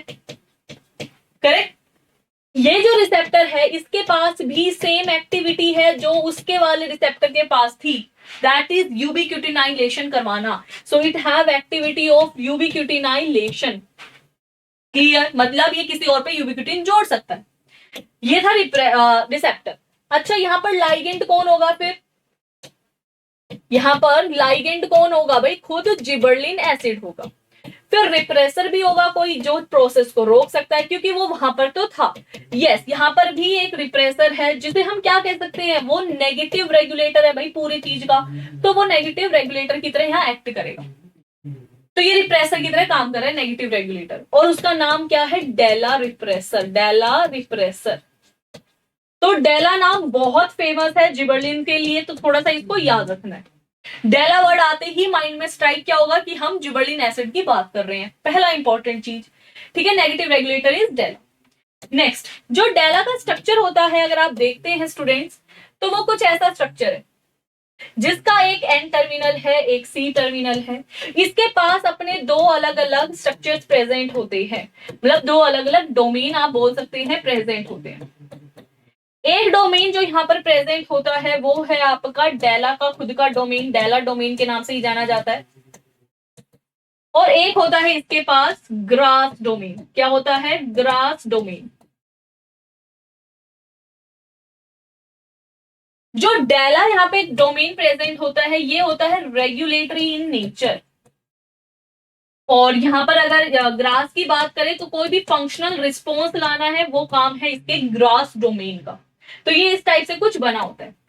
अगेन, अगर मैं यहाँ पे बोलूं कि कुछ म्यूटेशन हुई है in the F box protein of SLY1 during signalling. ये क्या बात हुई ma'am, F box and all, याद करो सेम चीज जो हमने वहां पे पढ़ी थी ऑक्सीजन के केस में। यस, यहाँ पर भी जो आपका इसका रिसेप्टर वगैरह प्रेजेंट है वो एफ बॉक्स वाला है, तो याद रखना है आपको। ठीक है, और उसमें अगर कोई म्यूटेशन हो जाती है भाई, कोई म्यूटेशन हो जाती है तो आपको कोई भी रिस्पॉन्स नहीं मिलेगा, नो रिस्पॉन्स। चाहे जिबरलिन प्रेजेंट हो, म्यूटेशन हुई है तो रिस्पॉन्स नहीं आ रहा, रिस्पॉन्स नहीं आ रहा। अब चलो देखते हैं, इफ जिबरलिन एसिड प्रेजेंट, जब हमारे सेल के अंदर जिबरलिन एसिड प्रेजेंट है तब क्या होता है, and if your gibberellin acid is absent, अगर वो एब्सेंट है तो क्या होता है, if this is your cell. ठीक है, और ये है इधर की कंडीशन का सेल, और सेल नहीं है, हम न्यूक्लियस देख रहे हैं भाई, सेल तो पूरा नहीं बना रहे, न्यूक्लियस, क्योंकि न्यूक्लियस के अंदर ही क्या प्रेजेंट है, इसका रिसेप्टर सॉल्युबल है ना, जिसका नाम है GID1। अभी मैंने क्या कहा, यहाँ पे भी तो प्रेजेंट है, पहले यहाँ पे भी बना देती हूँ, दिस इज योर GID1। ये कंडीशन वो है जहां पर हमारा जिबरलिन एसिड प्रेजेंट है तो वो बाइंड कर गया, यहां पर जिबरलिन एसिड नहीं है तो बाइंड नहीं किया। आप बताओ मुझे जल्दी से कि इनमें से कौन सा रिसेप्टर है जो एक्टिवेट हो जाएगा, भाई जहां से बाइंड करेगा हमारा जिबरलिन एसिड आके वो एक्टिव हो जाएगा। तो ये जो GID1 है ये एक्टिव है, अगर कुछ बाइंड नहीं किया तो ये इनएक्टिव है। सही है ना, चलिए आगे बढ़ते हैं। जब प्रोसेस एक्टिवेट हुआ तो इसकी जो एक्टिविटी थी, इसकी किस चीज की एक्टिविटी है, इसकी एक्टिविटी होती है ऐड करना पोली यूबिक्यूटिनाइलेशन को। अच्छा, ऐड तो करता है, किसके ऊपर करता है, ऑन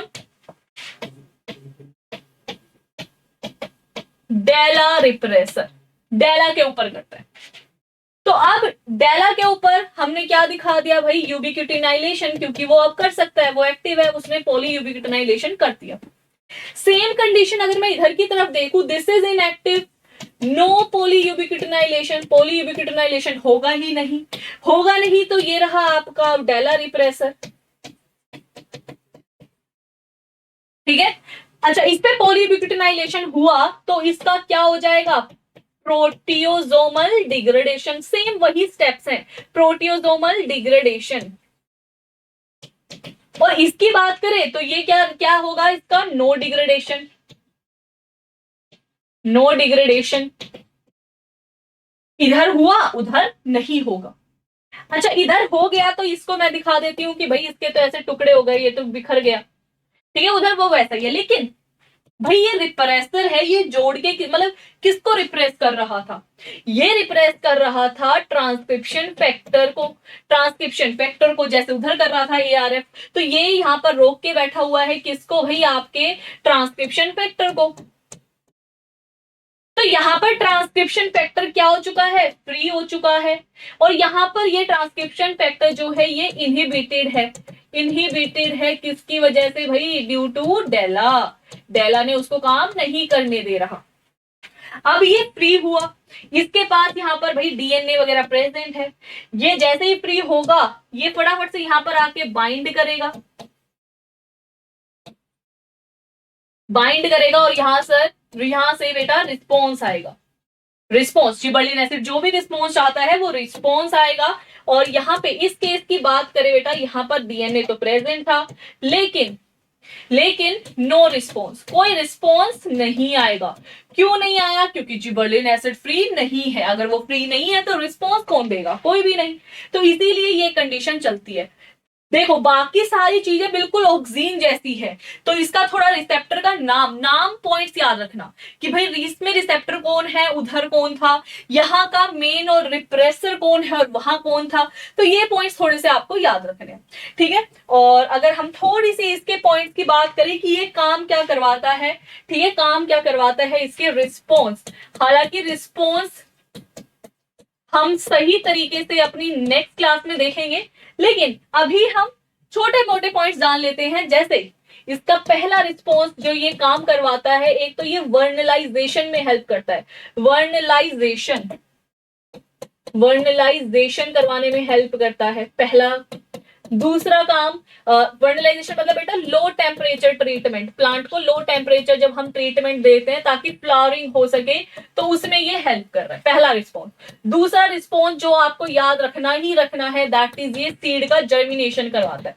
मैंने कहा था ना जिबर्लिन एसिड का है मेन काम, वो उसका था, लेकिन मेन इसका है, इसको याद रखना है।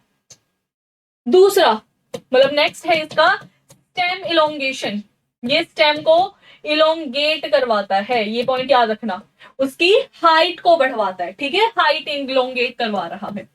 नेक्स्ट इसका जो काम होता है वो क्या देखने को मिलता है, सीड जर्मिनेशन हो चुका है, यस, सेनेसेंस को इनहिबिट करना, सेनेसेंस को रोकना, ठीक है। नेक्स्ट ये क्या करवाता है, आपका फ्लावरिंग कराने में हेल्प करता है, एंड साथ में आपका जो सेक्स डिटर्मिनेशन है किसी किसी प्लांट में वो करने में भी हेल्प करता है, सेक्स डिटर्मिनेशन। देखो सेक्स डिटर्मिनेशन कैसे, ये चाहता है प्लांट के अंदर सिर्फ और सिर्फ या तो मेल पार्ट ग्रो हो, अगर मेल ग्रो कर रहा है तो हमें पता चल जाएगा ना कि मेल ही प्रेजेंट है वहां पे, या ये चाहेगा कहीं पे फीमेल ग्रो करे तो वो फीमेल को ही ग्रो करवाएगा, तो इसे हम कर सकते हैं। नेक्स्ट ये और क्या करने में हेल्प करता है, ऑक्सीन प्रमोट करवा देता है, और ये पॉइंट याद रखना, ऑक्सीन प्रमोट करता है जिबर्लिन एसिड की बायोसिंथेसिस को भी।